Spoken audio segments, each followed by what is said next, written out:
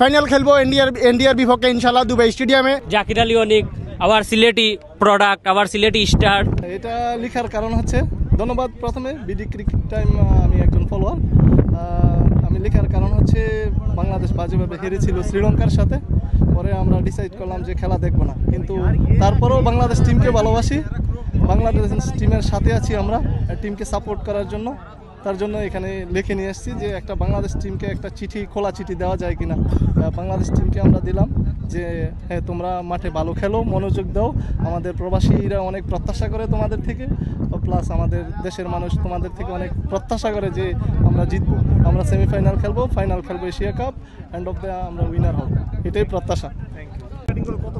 আজকে ইনশাল্লাহ বাংলাদেশ যদি আগে ব্যাটিং করে, আমরা আশাবাদী আজকে উইকেটটা অনেক ভালো হবে এবং 180 প্লাস ইনশাল্লাহ রাউন্ড করবে, এবং কি আজকে আমাদের সাইফ হাসান টিমে ব্যাক করবে এবং লিটন দাস ইনশাল্লাহ ও অনেক ভালো খেলবে, সাইফ হাসান এবং কি অনেক ভালো খেলবে ইনশাল্লাহ। আমরা আজকে আশাবাদী নাসুম আহমেদও আজকে বোলিং অনেক ভালো করবে, এবং আশা করি আমরা আজকে জয়লাভ করে সুপার 4-এ দুবাই ইন্টারন্যাশনাল স্টেডিয়ামে আমরা ইনশাল্লাহ আমাদের শুভাকাঙ্ক্ষী ম্যাচটা দেখতে পারবো ইনশাল্লাহ, এবং কি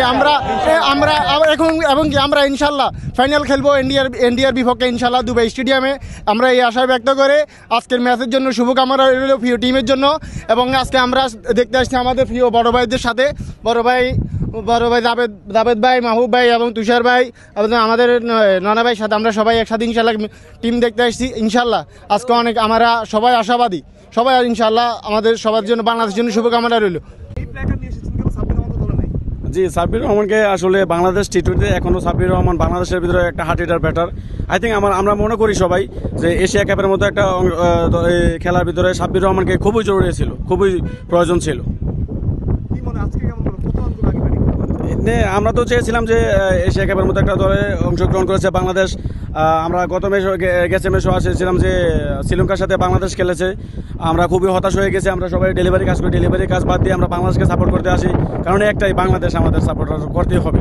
আজকেও আমরা বাঁচা মরার ম্যাচে আসছি, আমরা চাই যে বাংলাদেশ ভালো কিছু করুক, বাংলাদেশ ঘুরে দাঁড়াক, সবাই দায়িত্বশীল ব্যাটিং করুক, এবং এই দায়িত্ব নিয়ে সবাই খেলাধুলা করলে আশা করি বাংলাদেশ উইন হবে ইনশাআল্লাহ। ডেলিভারি কাজ তো অনেকই কঠিন, তারপরও সবাই দোয়া করবেন।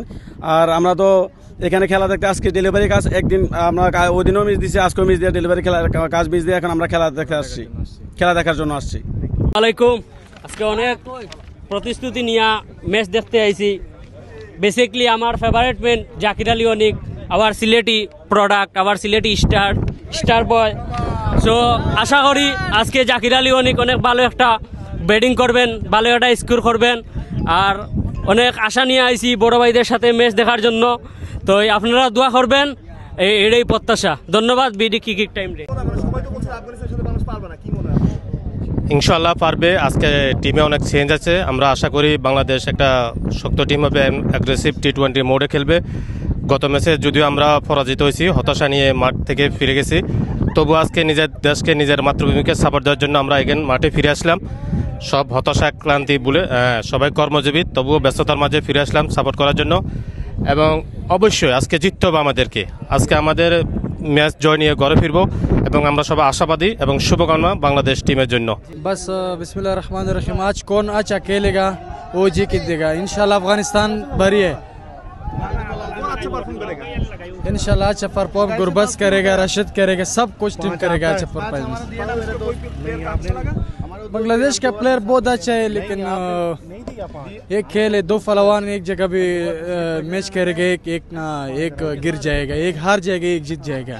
बांग्लादेश अच्छा टीम है, हमारा मुसलमान भाई है, उसके लिए हम खुश रहे, लेकिन अपना टीम था।